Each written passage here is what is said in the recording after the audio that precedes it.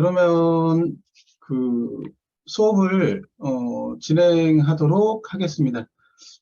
저도 이제 주로 아이들 수업은 하고 있지만 어른들 수업도 좀 진행을 해서 이런 체험학습 특강 같은 경우도 여러 군데서 진행을 했는데요.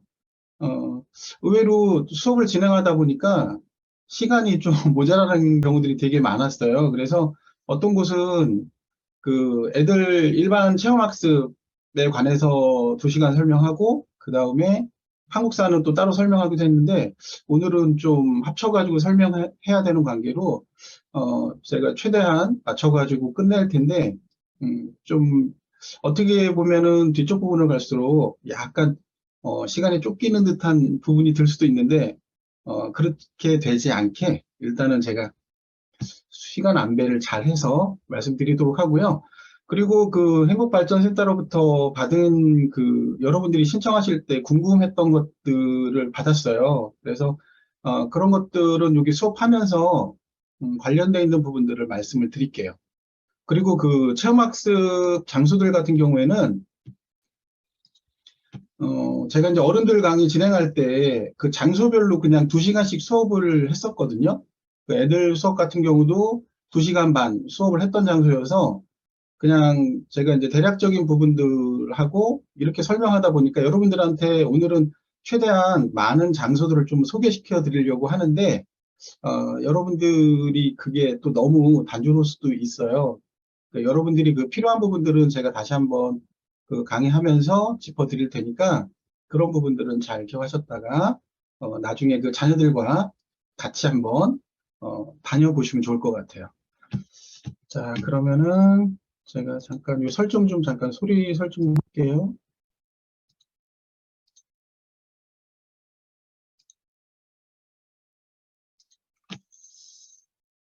자, 여러분들 혹시 제가 이제 보여드리는 사진 이제 수업 시작하기 전에 잠깐 한번 풀어가는 의미로 이게 사진을 좀 한 3장 정도 보여드릴 건데 여기가 낯익은 곳도 낯익은 분도 계실 거고 낯선 분도 계실 거예요. 제가 이제 지난주에 다녀왔거든요. 자, 여기 어딘지는 모르겠지만 하여간 이렇게 사진을 찍었고요, 여러분들. 자, 그 다음에 여기도 사진을 찍었어요. 자, 여러분들 여기 보시면 이렇게 도성이 이렇게 연결되어 있고요. 이쪽에도 이렇게 도성이 연결되어 있어요. 자, 여기 같은 경우는 여러분들 여기는 인왕산이고요. 인왕산. 지금 현재 이쪽은 북악 또는 백악이라 그래서 경복궁하고 청와대 그 뒤쪽에 있는 산이에요. 여기가 이제 정상이거든요. 자, 그리고 뒤쪽에서 찍은 경복궁. 자, 여기 남산 보이고요. 저쪽 편에 이제 관악산 보이고, 자, 이쪽에 이제 청와대는 이쪽 편에 있는데 지금 이 사진상에는 보이지 않아요. 서울 같은 경우는 정말로 가볼 곳들이 정말 많고요. 많이 몰려 있어요. 그래서 보통 체험학습을 진행을 할 때 서울로 가장 많이 가거든요. 그리고 서울에서 가장 많이 진행을 했고, 그 다음에 이제 지방에 있는 곳들, 유적지들 이제 관련되어 있는 곳들을 다녀오고 했는데, 자, 그러면 여러분들 이제 체험학습에 관해서 제가 일단은 대략적인 설명을 하고요. 거기 설명하는 것 중에 여러분들이 궁금했던 부분들도 같이 설명을 해 드릴 거예요. 그리고 나서 한국사 체험학습과 관련되어 있는 장소들 안내를 해 드리겠습니다. 들으시다가 궁금한 사항이 있으시면 뭐 이렇게 손들기 표시를 하시거나 그러면 제가 질문할 기회를 드리도록 하겠습니다. 자, 여러분들 체험학습 얘기는 되게 많이 들어보셨죠? 자, 체험학습 같은 경우는 말 그대로 자기가 직접 가서 이제 경험을 해보고 그 장소에 가서 관련되어 있는 것들을 직접 눈으로 보고 아니면 만질 수 있으면 만져보고 자기가 이제 느끼는 것들인데 여러분 어릴 때 뭐 많이 들어보셨죠? 뭐 백문이 불여일견이라 그래서 100번 듣는 것보다는 한 번 보는 게 낫고 근데 100번 보는 것보다는 한 번 행하는 게 더 낫다고 해가지고 어떤 실천, 아니 직접 행동하는 것에 대한 중요성을 일깨우는 말이에요. 그래서 여러분들이 어릴 때 잠시만요. 여러분들이 어릴 때 경험했던 것들, 가봤던 장소들은 아직까지도 많이 기억을 하고 계시죠? 그래서 이런 것들을 과연 그러면 자녀들에게는 어떻게 해야 될까? 자, 그래서 그 방법을 알려드리도록 할게요. 여러분들께서 지금 제가 혼자 얘기하니까 되게 뻘쭘한데, 여러분들께서 되도록이면 좀 잘 참여해 주시면 좋을 것 같아요. 이제 말씀드리다가 궁금한 게 있으면 질문해 주세요. 자, 그러면은 체험학습을 이제 어떻게 가야 될지 그 방법을 일단 알려드리도록 하겠습니다. 제가 이제 체험학습을 진행하다가 그 체험학습 장소에 가족 단위로 온 분들을 되게 많이 봐요. 많이 보면, 그러니까 어떤 모습들을 보게 되냐면, 그 아이하고 엄마는 되게 열심히 하는데 반대로 이제 아빠가 열심히 했을 수도 있고요. 그 한 분은 그냥 좀 되게 소극적이에요. 어쩔 수 없이 왔다는 듯한 표정을 지으면서 뭔가 따로 좀 떨어져 있거나 아니면 아이하고 엄마는 열심히 하긴 하는데 아니면 아버지하고 같이 열심히 하긴 하는데 그냥 쭉 보고 지나가고 보고 지나가고 보고 지나가고 그렇게 지나가 버려요. 그래서 갔다 오기는 왔는데 뭘 봤지? 뭐 했지? 이런 생각이 들 수가 있거든요. 자, 그래서 여러분들이 예를 들어 가지고 경복궁에 만약에 간다고 하시면 경복궁이 과연 어떤 곳인지 여러분들이 찾아보실 거 아니에요. 아이들하고 그래서 책을 보거나 아니면 인터넷을 통해서 관련돼 있는 정보 이런 것들을 얻고요. 그러면 이곳은 어떤 곳인지 심지어 어떤 분들은 휴관일에 가는 경우가 있어요. 휴관에서 왔는데 문이 닫혀 있어요. 뭐 박물관이라든지 궁궐이라든지 그 기본적인 사항조차 확인하지 않고 가시는 경우들이 있거든요. 그러니까 요거는 그리고 몇 시에 문을 여는지 그러니까 그런 거 관련돼 있는 정보들은 요즘은 인터넷이 잘 돼 있어서 홈페이지에 들어가면 그런 부분들이 잘 설명돼 있으니까 그런 것들을 꼭 확인하시고요. 자, 그 다음에 뭐를 해야 되냐면 그 현장의 장소에 가면 볼 것들이 정말 많잖아요. 그래서 미리 정해야 돼요. 나는 이거는 꼭 봐야겠어. 라고 하는 것들이 있어요. 그래서 여러분들 그 국립중앙박물관도 전시된 유물이 정말 많은데 그 중에서 뭐를 봐야 되는지 꼭 정하고 가셔야 돼요. 그냥 무작정 돌기만 하면 너무 힘들고요. 너무 다리가 아프고요. 그리고 다음부터는 애들이 안 갈라 그래요. 왜냐하면 힘만 드니까. 자, 그래서 여러분들이 가기 전에 관련돼 있는 정보들을 잘 확인하시면 좋고요. 자, 그 다음에 체험학습 이제 그 현장에 갔어요. 이제 가가지고 이제 뭐를 하냐면 가기 전에 정했던 그 꼭 봐야 되는 것들 유물들이 있죠. 그런 것들을 봐야 돼요. 자, 그런데 음, 경복궁도 마찬가지고 국립중앙박물관도 마찬가지고요. 부모님들 중에 어떤 생각을 갖고 있는 분들이 계시냐면 한 번 갔으니까 다 보고 와야 돼. 이런 생각을 하고 계신 분들이 의외로 많아요. 자, 언제 또 올지 모르니까 그리고 언제 또 와. 그러면서 한 번 가서 꼭 다 보려고 그래요. 그러다 보면 나중에 애들이 먼저 지치고요. 어른들도 지쳐요. 자, 그래서 여러분들이 어떤 장소에 갔을 때 볼 것들이 너무 많으면요. 꼭 봐야 될 것들이 너무 많으면 그거를 오늘은 와서 어느 정도까지 볼 거를 정하세요. 뭐 4분의 1 정도만 보고 간다던가 아니면 아까 말했던 꼭 중요한 것들만 보고 가고 그 다음에 다음에 왔을 때는 보지 못한 것들 위주로 또 둘러보고 자, 그리고 그 어머님들하고도 마찬가지로 이제 얘기를 하다 보면 자, 아이들 경복궁 언제 다녀왔어요? 예를 들어서 이렇게 말을 해보면 얘 유치원 때 다녀왔으니까 아유, 안 가도 돼요. 다른 장소를 좀 알려주세요. 이렇게 말씀하시는 분도 계신데 우리가 한 번 갔다고 다 알지도 못하고요. 그리고 아이 같은 경우는 더 몰라요. 그러니까 어른들 입장에는 한 번 갔으니까 다 알겠지라고 하는데 반복적인 방문이 또 필요해요. 체험이. 반복적인. 그래서 이제 제가 체험학습 강사 일을 하면서도 그 1학년 때, 2학년 때 갔던 장소가 좀 고학년이 돼서 다시 또 방문하는 경우가 있어요. 물론 이제 학습 내용은 달라지긴 하지만 애들 머릿속에는 같은 데 또 가요? 이제 가장 대표적인 곳이 국립중앙박물관인데 정말 할 것들이 많다 보니까 좀 방문을 좀 자주 해요. 그러다 보니까 아이들이 장소만 듣고 에이 싫어요. 가기 싫어요. 아이 너무 지루해요. 뭐 딴 데 뭐 갔으면 좋겠어요. 이런 얘기를 하는데 음, 그렇지만 아이들하고 막상 또 가보면 아이들이 또 잊어버린 부분들이 많고요. 그 다음에 아이들이 성장함에 따라서 어, 다시 또 받아들이는 게 달라요. 그래서 여러분들이 뭐 궁궐 같은 경우도 한 번 가봤으니까 아니, 다른 데 가봐야지 아니면 안 가도 돼 이렇게 생각하지 마시고 시간과 그 다음에 그 기회가 된다고 하시면 다시 너무 짧은 시간에 재방문하는 것보다는 나름대로 이제 주기를 두고 방문하시면 훨씬 좋을 것 같고요. 그 다음에 그런 장소들에서 하는 어떤 행사들이 있어요. 그런 행사들을 할 때 또 방문하면 또 색다른 느낌을 가질 수가 있어요. 아이들 현장 체험 학습 같은 경우 박물관이나 궁궐로 이렇게 와가지고 아이들이 우르르 몰려다녀요. 우르르 몰려다니면서 그 선생님이 나눠준 체험 학습지가 있어요. 그거에 대한 답만 적으려고 우르르 몰려다녀요. 그러다 그런 걸 보면은 되게 좀 안타까워요. 그 학교에서도 아니면 학생들도 나름대로 그 귀중한 시간들인데, 왜 저렇게 할까? 학교에서 예를 들어 가지고 뭐 버스 한 명당 체험학습 선생님들을 한 명씩 다 채용을 해가지고 그 행사를 진행하면 좀 더 그 시간이 알차고 좋을 텐데 이런 생각을 좀 할 경우들이 있거든요. 그래서 여러분들 자녀가 다니는 학교에 그 어떤 현장 체험학습을 갈 때 선생님이 버스 한 대당 한 명씩 타고 있는 경우도 있을 거고요. 아니면 아예 그냥 담임 선생님이 진행하는 경우들도 있을 텐데 어, 그런 경우는 혹시 뭐 건의할 수 있는 사항이 되시면 그렇게 얘기해가지고 좀 더 알차게 진행하면 좋으실 것 같아요. 자, 그러면 이제 다 끝내고 다녀왔어요. 집에 왔는데, 그러면 과연 이거를 어떤 결과물을 작성을 해야 될 것인가? 우리 아이는 유치원생이고 초등학교 저학년이서 뭐 글을 쓰거나 아니면 이런 부분들이 좀 나타내는 게 좀 어려워요. 그럴 경우에는 그림 일기라든가 아니면 그림으로 표시를 해줘도 돼요. 자기가 가장 기억에 남았던 거. 아니면 그 방문한 장소에 있는 리플렛들 있죠. 홍보물들.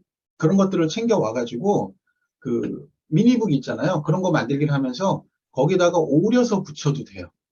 오려서 붙여도 되거든요.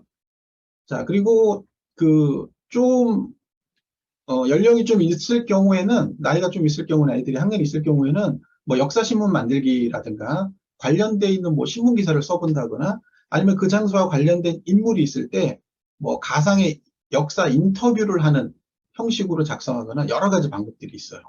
그래서 여러분들이 그런 부분들을 우리 아이에겐 뭐가 맞을지 이제 고민을 좀 많이 하셔야 돼요. 여러분들이 가장 잘 알고 계실 테니까 자기 아이들은요. 자, 그래서 어디를 갔다 온 게 중요한 게 아니고요. 어떻게 가야 되는지. 이런 것들이 하나하나 쌓이게 되면 그런 결과물들도 쌓이게 되거든요. 그러면 그거는 그 아이한테 보물이 되는 거죠. 무엇과도 바꿀 수 없는 보물. 자, 그러면 체험학습 보고서 같은 경우 이제 그 학교에서 이제 그 현장 체험학습 가가지고 여러분들이 따로 이제 가져가고 체험학습원을 내고 가는 경우도 있고 그러면 학교에서 이제 체험학습 보고서를 쓰라고 하는 경우들도 있고요. 보통 내야 되죠. 자, 그래서 여러분들이 그 처음, 중간, 끝 이렇게 나눠가지고 체험학습 보고서를 작성해 주시면 되는데 너무 학교에 뭐 제출하는 거를 너무 자세하고 막 이렇게 쓰시는 것보다는 대략적으로 기본적으로 써야 될 내용들만 써주시면 되고요. 이거 쓰는 게 스트레스가 또 되면 안 되거든요. 아이들이나 여러분들께서도요. 자, 그래서 제가 요거 한번 보여드릴게요. 요거는 서울 그 예술의 전당 옆에 국립국악원이 있어요. 국립국악원. 그 국립국악원에 가면 국악박물관이 있거든요. 홈페이지도 있으니까 여러분 찾아보시면 되는데 그 국립국악박물관에 가서 다 보고 나서 요렇게 활동지 앞면 뒷면으로 해가지고 여기 있는 악기들 오려가지고 붙이고 간단하게 설명 쓴 거예요. 설명. 제 딸내미가 3학년 때 이제 만든 건데요. 그래서 이런 것들 해놓으면 머릿속에 오래 남고 학교 교과 과정에도 이런 국악기들이 설명되는 단원들이 있거든요. 그래서 이런 것들이 이런 식으로 결과물을 남겨놓으면 좋고요. 자, 그 다음에 국립중앙박물관에서 서화관이라고 해가지고요. 서화관하고 그 청자 백자실 뭐 이런 곳들이 있어요. 3층에 올라가면 2층하고 3층에 그 3층에 있는 백자실 청와백자라든가 이런 백자실을 보고 나서 이때 학년이 고학년 애들이었는데 그 붓펜을 준비해 오게 해가지고요. 여기 그 박물관에 박물관에 있는 여기 홍보물 조그만 게 뭐 카드처럼 생긴 게 있어요. 그 뒷면에다가 이렇게 그린 거예요. 그래서 미리 준비물로 붓펜하고 여기 칠할 것들 갖고 오게 해가지고 요렇게 해가지고 이것도 결과물로 만들어 본 거예요. 그리고 나서 이제 어머니들 카톡방에 여러분들 이 그림을 그린 아이가 우리 아이가 어떤 그림을 그렸을까요? 한번 맞춰보게 했는데 의외로 맞추는 확률이 좀 낮더라고요. 자, 그래서 이런 식으로도 할 수 있고요. 그러니까 어떤 틀에 박혀 있는 결과물들보다는 다양하게 자꾸 방법들을 생각해보고 만들어 보시면 좋을 것 같아요. 그리고 그 체험학습 장소들 있잖아요. 제가 이제 오늘은 초등학교 1, 2, 3, 4학년 관련돼 있는 수업 장소는 많이 설명을 못 드려요. 왜냐하면 주로 이제 한국사 관련돼 있는 거여서 그러면은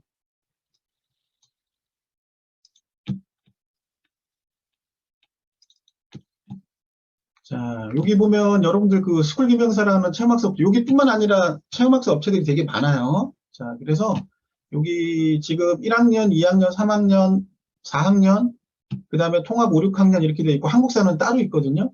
지금 요게 이제 교과 또래라고 해가지고 1학년 수업 장소들이 이렇게 나와 있으니까요. 한 달에 한 번씩 가는 장소들인데 여러분들께서 우리 아이가 뭐 1학년이다, 뭐 2학년이다, 3학년이다 그러시면 관련되어 있는 것들을 여기서 확인해 보시면 돼요. 여기 들어와서 여기 또래 체험에서 여기 체험 학습 프로그램을 눌러서 들어가시면 그 다음에 이제 교과 또래 해가지고 1학년 여러분들 그 장소들 보면 서울교육박물관, 뭐 광나루 안전체험관, 그 다음에 한국만화박물관, 뭐 창경궁, 뭐 장소들이 이렇게 다양하게 소개되고 있어요. 여기 이제 아까 말씀드린 국악박물관도 여기 있네요. 자, 그리고 이렇게 뭐 통일, 6.25 전쟁실. 그러니까 이거 한국사에도 6.25 전쟁실이 들어가 있는데 1학년 과정에 나오는 이 6.25 전쟁실은 주제가 통일이에요. 통일. 그러니까 수업 내용이 좀 다르고요. 그 다음에 1학년이다 보니까 어려운 내용을 설명할 수가 없잖아요. 그러면 좀 쉽게 풀어가지고 여기는 어떤 체험학 사후 활동들을 했냐면 그러니까 우리나라 태극기하고 북한의 인공기를 해놓고 그 다음에 뭐를 하겠냐면 우리나라가 통일이 됐을 때 그러면은 우리 국기를 통일 한국의 국기는 어떤 게 좋을까 한번 상상해서 그려보기. 자, 이런 것들을 했는데 어떤 일이 있었냐면 아이들하고 이런 활동들을 하는데 갑자기 어르신 한 분이 꽤 됐어요. 한 10여 년 전쯤 된 이야기인데 한 분이 오셔가지고 막 화를 내시는 거예요. 그래서 아이들이 약간 좀 무서워하잖아요. 어르신이 갑자기 화를 내니까. 그래서 이제 제가 아이들을 좀 진정시키고 그분한테 도대체 무슨 일이냐고 여쭤봤더니 왜 인공기가 그려져 있냐? 이렇게 항의를 하시는 거예요. 그래서 어르신, 지금 여기는 아이들에게, 지금은 시대가 바뀌어서 뭐 반공, 북진, 통일 막 이런 부분들이 아니잖아요. 학교에서 통일 교육을 하고 있잖아요. 그래서 그런 부분들을 말씀드리고, 아이들에게 이런 부분들에 대한 교육을 하는 시간이다라고 얘기를 했더니, 이제 그제서야 이제 약간 겸연쩍어가지고 이제 돌아가시더라고요. 그러니까 시대가 바뀌면 교육도 바뀌고, 거기에 이제 맞춰가지고, 이런 체험학습 장소들이 항상 고정되어 있는 게 아니고 또 바뀔 수도 있거든요. 그러니까 여러분들께서 그러니까 이런 부분들 고려하셔가지고 참고하셔가지고 장소들을 한번 가보시면 좋을 것 같아요. 자, 2학년들 같은 경우에는 자, 뭐 허준박물관도 있고요. 자, 여기 송파책박물관, 그러니까 다양한 장소들이 있어요. 남산골 한옥마을, 남산골 한옥마을 같은 경우에는 이제 가족과 집 뭐 이렇게 하면서 그쪽에서는 이제 그 여기 학교 단원에 이제 맞춰가지고 이런 부분들이 이제 진행되거든요. 그래서 우리 범위가 좀 이제 확장이 되는 거죠. 그리고 이제 3학년 같은 경우에는 자 여기 통합 뭐 A, B 이렇게 나누고 4학년도 A, B 나눈 거는 한 장소에 너무 많은 팀이 몰리면 안 되기 때문에 좀 나눠 놓은 거예요. 같은 장소지만 방문하는 시기를 다르게 해서 자 그래서 여기 이제 국립과천과학관, 뭐 청계천박물관, 뭐 국립민속박물관 이전시관 뭐 해가지고 이렇게 쭉 나와 있어요. 그 다음에 이제 4학년 거 보시게 되면 이렇게 뭐 지도 같은 경우는 지도박물관에 가는데 지도박물관이 서울에 없고요. 수원에 있어요. 수원에 약간 좀 떨어져 있는 곳들이 있어요. 자, 그렇지만 대부분은 서울과 관련돼 가까운 장소들이고요. 뭐 선유도 공원, 뭐 수도박물관, 여기 이제 서울숲 바로 옆에 있어요. 그 다음에 이제 통합 5, 6학년 같은 경우에는 이제 국토발전전시관이 이제 1차로 돼 있는데, 여기는 어디에 있냐면 그 정동길에 있어요, 여러분들. 그 덕수궁에서 경향신문사 올라가는 그 고갯길에 이화여고 그 뒤쪽 이화여고 지나면 있어요. 자, 그래서 다양한 장소들이 이렇게 되어 있어요.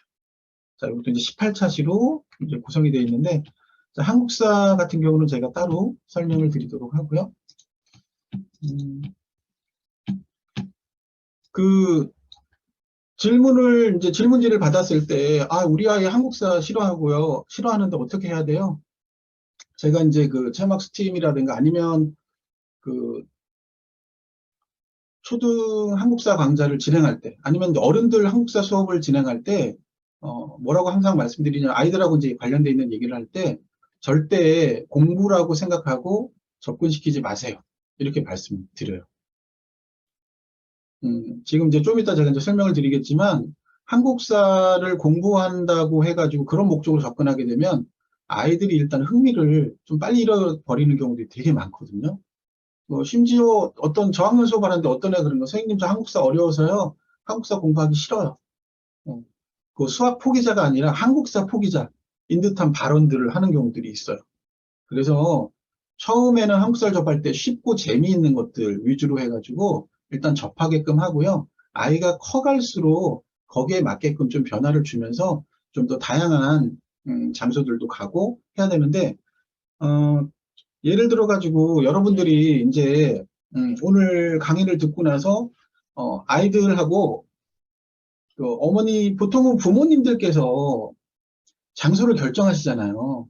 자, 이번 달에는 어디, 다음 달에는 어디, 어디, 어디, 어디 이렇게 정하실 텐데, 되도록이면 아이가 가고 싶어하는 장소도 있을 거예요. 아이가. 자, 그래서 우리 아이는 되게 활동적인데 밖에 나가서 놀기 좋아하고 막 되게 활동적인데 계속 장소를 실내 장소로만 계속하게 되면 걔는 어떨까요?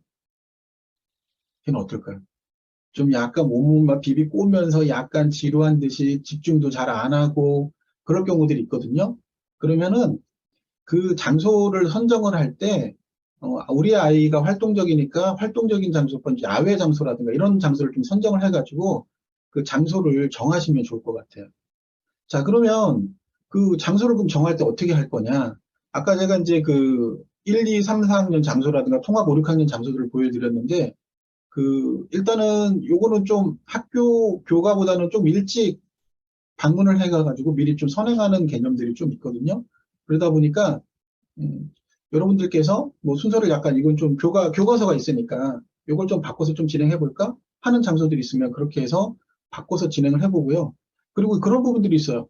예를 들어 선유도에 가가지고 이제 식물에 관해서 하는데, 나는 선유도까지 가기 좀 힘들어. 나는 바로 집 옆에 서울숲이 있는데, 예를 들어서 뭐 숲이 있는데 나는 숲에 가고 싶어. 그러면 그러셔도 돼요. 꼭 그 장소에 가서 그 장소 아니면 안 돼. 이럴 경우에는 어쩔 수 없이 가지만 그 장소를 대체할 수 있는 장소가 있으면 그 장소를 선택하셔도 돼요. 집과 가까운 곳. 아이가 가기 쉬운 곳. 이렇게 선정해서 가시면 되고요. 자, 그러면 한국사 같은 경우는 과연 그러면 어떻게 장소를 정할 거냐? 자, 여러분들께서 여기 이제 문화재청 홈페이지인데요. 이쪽으로 들어오시면 여기 문화유산 탐방이라고 하는 곳 배너도 있고요. 그 다음에 이쪽에 보면 국가문화유산 포털이 있어요. 그래서 여기 들어가시면 음, 우리나라 이제 궁궐 종묘에 관한 것들, 조선왕릉에 관한 것들, 우리나라 이제 기록유산에 관한 거, 그 다음에 유네스코 등재유산이라고 있어요. 유네스코 등재유산. 자, 요거를 눌러보면, 자, 세계유산, 한국의 세계유산이라 그래서, 예를 들어가지고, 나는 우리나라, 우리 가족들과 올해, 어, 한국의 세계유산, 우리나라 이제 세계유산을 주제로 해가지고, 한 달에 한 번씩 갈 거야.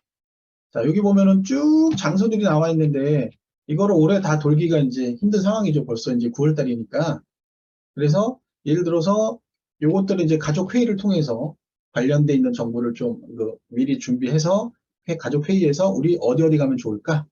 그러니까 부모님이 결정하지 마시고 아이들이 있으면 아이들이 자기 의견을 낼 수 있으면 같이 얘기해가지고 장소를 선정해서 자, 우리 올해 가족들의 어떤 그 활동은 우리 세계유산 우리 탐방하는 걸로 정하자라고 해가지고 장소를 선정을 하세요. 그래서 올해는 어디, 그 다음에 내년에는 어디, 이렇게 한 달에 한 번씩 가기 힘드시면 뭐 두 달에 한 번이라도 가시면 좋을 것 같아요. 그러니까 수업을 진행하다 보면 의외로 안 가본 아이들이 되게 많더라고요. 제가 이제 어제가 아니구나. 그제 수업을 진행을 했는데, 음, 여기 이제 평택이나 안성에 있는 애들인데, 국립중앙박물관에 가본 아이가 그 강좌에서 한 명도 없는 거예요. 저는 한 명쯤은 있을 줄 알았는데, 한 명도 없어가지고, 아, 아이들이 이렇게 갈 기회가 없나 보다. 학교에서 물론 현장 체험학습으로 이제 이쪽에서는 서울로 많이 가거든요. 그래서 이제 그렇게 가는 경우가 있겠지만 의외로 많이 안 다니는구나. 더구나 이제 그동안 코로나 때문에 그런 장소에 가는 것들이 좀 꺼려지고 안 가다 보니까 그럴 수도 있다는 생각이 들긴 하는데 이제는 이제 활동이 좀 많아지고 있죠. 그래서 여러분들도 특히 뭐 야외 장소들 같은 경우는 좀 더 이제 그 코로나 관련돼 있는 부분들을 좀 완화되어 있으니까 여러분들이 좀 잘 결정하셔가지고 장소를 선정해서 한번 다녀보시면 좋을 것 같아요. 자, 그러면 여기 문화유산 탐방이라고 되어 있는데 이렇게 들어가면요. 관련돼 있는 정보들을 볼 수가 있어요. 자, 그래서 여러분들께서 여기서 좀 보셔도 되고요. 그 다음에 이제 위쪽에 가면 어린이 청소년 문화재청이라고 되어 있는 데가 있거든요. 자, 이것도 관련되어 있는 것들 같이 한번 보시면 돼요. 자, 그래서 이제 학교에서도 문화재에 대해서 수업을 하거든요. 자, 그래서 유형문화재, 무형문화재. 자, 그럼 이제 한국사와 관련되어 있는 부분들을 이제 지금부터 설명을 드릴게요. 음,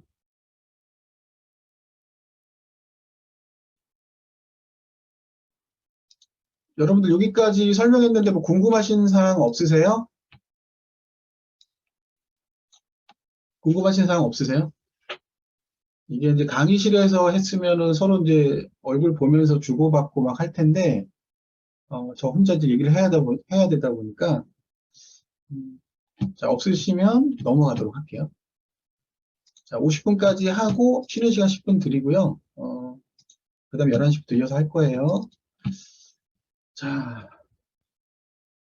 음, 수업을 진행할 때 이제 역사를 왜 배우는지, 뭐 이렇게 얘기를 하다 보면 다양한 얘기들이 나오는데, 이제 가장 기본적인 거는 그거죠. 여러분들이 알고 있는 대답이죠.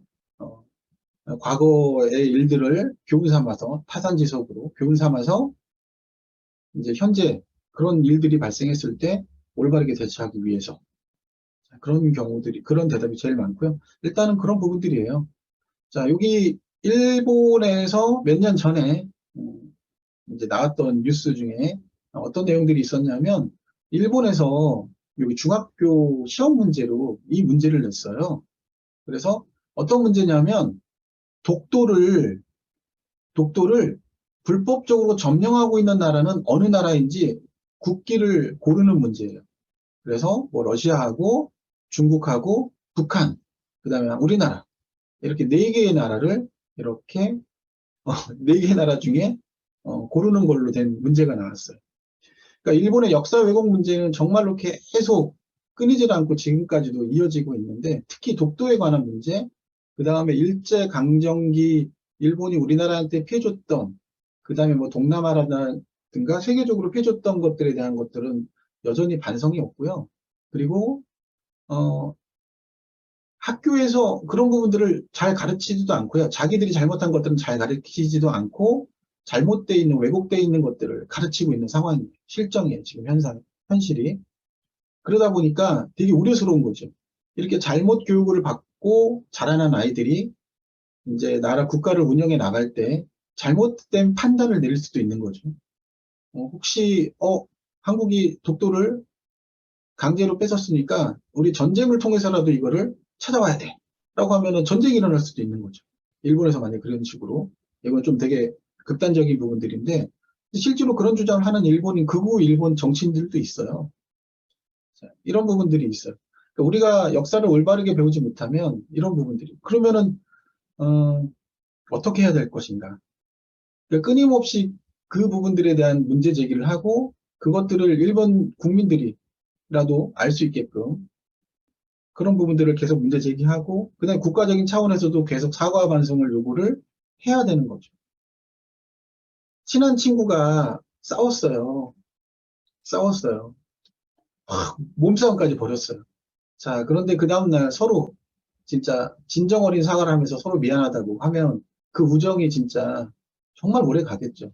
자, 그런데 그 다음날 돼가지고 그냥 아무런 감정 없이 그냥 야, 미안해. 이러고 그냥 끝나버리고 그러면은 그 우정이 갈 수가 없겠죠. 우리가 일본하고 가까이 있지만 그 일본하고 친한 친구가 되려면 사과와 반성이 전제가 돼야 되는데 그렇지 않고 미래만 얘기하는 거는 모래성 쌓기, 모래성 쌓기. 얼마 전에 제가 이제 무슨 얘기를 들었냐면 1, 2학년 수업을 상반기 때 했었는데 이제 하반기 때 이제 그 내용을 이어서 이제 진행을 해요. 똑같은 내용은 아닌데 그러니까 그 1학년 애가 집에 가가지고 이런 얘기를 했나 봐요. 일본 나빠요. 오늘 수업시에 선생님이 그랬어요. 그랬다는 거예요. 그래서 제가 이제 곰곰이 생각을 해봤는데 어, 저는 이제 사실을 얘기했는데 그 받아들이는 애 입장에서는 이제 그런 생각이 들어서 밑도 끝도 없이 그냥 일본 나쁘다고 그러면서 이제 부모님이 뭐라 그랬냐면 어린애한테 너무 편향된 시각을 심어줄 우려가 있기 때문에 저는 다른 강좌를 듣겠습니다. 뭐 이렇게 얘기를 하셨다 그래요. 저도 이제 한 분 건너서 들었는데 어, 제가 그 얘기를 듣고서 그런가? 그래서 아이들에게도 이러이러해서 이렇게 해서 이런 부분들이 나빠요라고 분명히 얘기했는데도 이런 부분들은 좀 잘못된 거야. 역사적인 사실을 얘기했는데 받아들이는 애 입장에서는 이렇게 얘기할 수 있겠구나. 좀 더 주의를 해야겠다 이런 생각이 들더라고요. 그래서 여러분들께서도 그 아이들이 받아들이는 게 어른들 받아들이는 거하고 다르다라고 하는 것들을 좀 인지하시고요. 아이 입장에서 어떻게 해야지 좀 쉽게 받아들일 수 있을까? 가족들하고 다니실 때 그런 부분들 좀 고민해 하셔야 돼요. 자, 2017년도 수능 한국사부터 이제 한국사가 필수가 됐어요, 여러분들. 필수가 돼가지고요. 한국사를 막 무조건 옛날에는 절대 평가가 아니라 상대 평가여가지고 일정한 아이들만 그 높은 점수를 줬는데 지금은 상관없어요. 그러니까 50점 만점이면 50점 만점이면 그냥 무조건 여기 보면 50점 만점에 40점 이상이면 무조건 그냥 1등급이에요. 그래서 한국사에 관한 것들을 제가 아까 공부로 접근시키지 말라고 말씀드렸던 이유가 어느 정도만 알면은 1등급 받을 수 있어요. 그러니까 그리고 요즘 선풍적으로 이제 많이 애들 이제 공부하는 게 그 뭐냐면 한국사 능력 검정 시험인데 그것도 너무 스트레스 주지 마세요. 아이들이 커가면 커갈수록 난 우리 아이 초등학교 때 곧 심화 과정 합격시킬 거야. 그렇게 생각 안 하셔도 돼요. 그냥 자연스럽게 아이가 하고 싶어 하고 한번 봐볼래? 라고 해가지고 그리고 어떤 결과가 나쁘게 나왔어도 그거에 대해서 뭐라고 하지 마세요. 자연스럽게 가면 그런 부분들 따라오거든요. 자, 그럼 문제를 한번 보여드릴 텐데 여러분들 이게 이제 작년 수능이에요. 작년 수능. 체험학습을 직접 갔다 온 아이들은 다 맞춰요. 초등학생이더라도. 이게 이제 수능 한국사가 어려운 문제도 있긴 있어요. 있는데, 그렇지 않은 문제들도 있거든요. 자, 여러분들, 여기 1번 문제 한번 보시고, 정답 한번 말해 보실 분 계세요? 다 지금 비디오를 꺼놓고 계셔가지고, 어, 지금 좀 서로 얘기를 주고받고 해야지 좀 더 재밌는데, 저 혼자만 얘기하다 보니까, 어, 자, 저는 뭐 이제 수능세대가 아니어가지고, 자, 여기 보면 이제 그 초등학교, 한국사 갈 때 그 선사시대 관련돼 있는 부분들을 때 설명 나오는 부분들인데요. 여기 이제 주목도끼가 나왔어요. 주목도끼가 나온 건 이제 구석기 시대거든요. 그래서 구석기 시대와 관련돼 있는 것들을 고르는 문제예요. 여기 정답은 여기 이제 5번이 있고요. 그 다음에 이제 공주에 가면 이제 무령왕릉 보게 되거든요. 공주박물관도 가고. 그래서 여기, 무령왕릉이 있었던, 공주에 가서 이제 백제, 여기 이제 가가 이제 백제죠. 그래서 백제와 관련돼 있는 것들을 고르는 문제예요. 요건 이제 3번이고요. 요거는 이제 한국사 능력 검정 시험 문제 이제 올해 8월 6일 날 시험 봤던 이제 기본 문제예요. 자, 여기 기본 문제 같은 경우 여기 이제 암사동에 있는 빗살무늬 토기 관련되어 있는 거 고르는 거. 그 다음에 여기 보면 공주와 부여에 도읍했던 국가는 이제 백제잖아요. 백제와 관련되어 있는 걸 고르는 문제. 자, 이렇게 이거 기본 문제고요. 이제 심화 문제는 고인돌과 관련되어 있는 이게 이제 청동기 시대죠. 그래서 관련되어 있는 거 고르는 거. 그 다음에 여기 보면 문화유산 카드라고 해가지고 이렇게 나오는데 제가 이런 문제를 보여드리는 이유는 뭐냐면 그 한국사 문제가요. 옛날에 여러분들 학교 다녔을 때처럼 뭐 오지선다, 사지선다 단순하게 그 문제만 나와 있는 게 아니라 요즘은 이런 시각적인 자료들이 많이 들어가 있어요. 그래서 이 중에서 관련된 있는 것들을 고르는 문제들이 되게 많이 나오거든요. 그러니까 이야기는 뭐냐면 직접 이거를 본 아이들 같은 경우는 체험학습을 다녀온 아이들 같은 경우에는 이런 부분들이 결코 어렵지 않은 거죠. 좀 더 많은 것들이 연상이 되고 관련되어 있는 부분들을 풀 수가 있는 거예요. 자, 그래서 제가 여러분들한테 이제 소개시켜 드릴 장소는 이게 이제 12차시 과정인데요. 12차시. 한 달에 한 번씩. 근데 여러분들께서 진행할 때, 우리 아이하고는 뭐 한 달에 2번도 갈 수 있어요? 자, 그러면은 이제 6개월이면 끝나겠죠. 6개월이면. 자, 그래서 제가 이제 시대 구분을 이렇게 해놨고요. 시대 구분을. 그래서 선사시대부터 현대까지 이렇게 해놨고요. 자, 그래서 여기 선사시대 관련되어 있는 것이 이제 맨 처음 가는 서울에 있는 암사동, 그 다음에 서울에 있는 국립중앙박물관, 자, 여기 보면 이제 고대관, 여기 고려실, 이렇게 되어 있고요. 그 다음에 고려 관련돼서 이제 전쟁기념관 역사실, 전쟁기념관, 전쟁역사실. 요거는 제가 설명을 따로 드릴게요. 자, 그다음에 조선시대 들어와서 전기, 중기, 후기로 해서 경복궁, 종묘, 아니면 종묘가 전기로 들어가도 되고요. 그 다음에 이쪽에 뭐가 들어가냐면 선정릉이 들어가도 돼요, 여러분들. 중기에. 선정릉은 중종하고 뭐 성종, 중종, 연산군 뭐 관련되어 있는 얘기를 하는 곳이에요. 자, 그래서 이렇게 선정릉이 들어가도 돼요. 자, 그다음에 조선 후기에 수원화성, 그다음에 육릉과 건릉 있고요. 그 다음에 이제 운영군과 인사동, 덕수군과 정동, 그 다음에 서대문 형무소 역사관, 백범 김구기념관, 자, 전쟁실, 6.25 전쟁실, 대한민국 역사박물관. 아니면 여기 대한민국 역사박물관 대신 4.19 국립 4.19 묘지를 가도 돼요. 아니면 국립현충원이라든가. 장소는 여러 곳들이 있는데 그 장소를 선정하는 거는 여러분들이 잘 확인해 보시고 고르셔도 돼요. 자, 요거는 이제 18차시인데요. 조금 더 늘어난 거예요.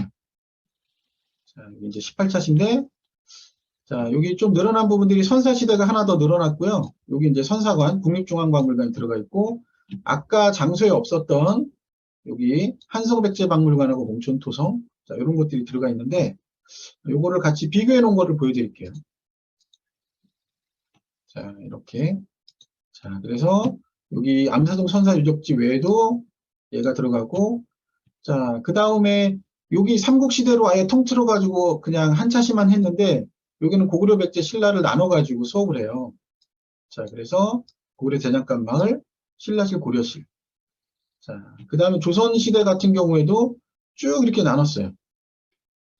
여기는 이렇게밖에 안 되는데, 자, 그래서 한양도성 박물관. 그 흥인지문 동대문 옆에 있거든요. 그 다음에 경복궁, 종묘. 그 다음에 선릉과 정릉, 수원화성, 운영군과 인사동, 덕sun과 정동. 이제 근대로 오게 되면 이제 안중근 의사는 일제강점기 관련돼 있는 부분들하고요. 요거는 이제 안중근 의사 기념관하고 일제강점기에 관련돼 있는 부분들. 그 다음에 나머지는 또 똑같아요. 이런 부분들은 이렇게. 자, 이렇게 갈 수가 있고요. 요거는 이제 지방기행이 들어가 있는 거예요. 지방기행이. 자, 그래서 공주, 부여, 그 다음에 경주, 그 다음에 청주, 그 다음에 강화도. 한국사 관련해서 지방기행이라고 했을 때 가장 좀 필수적으로 가야 될 장소로 이제 굳어진 것 같아요.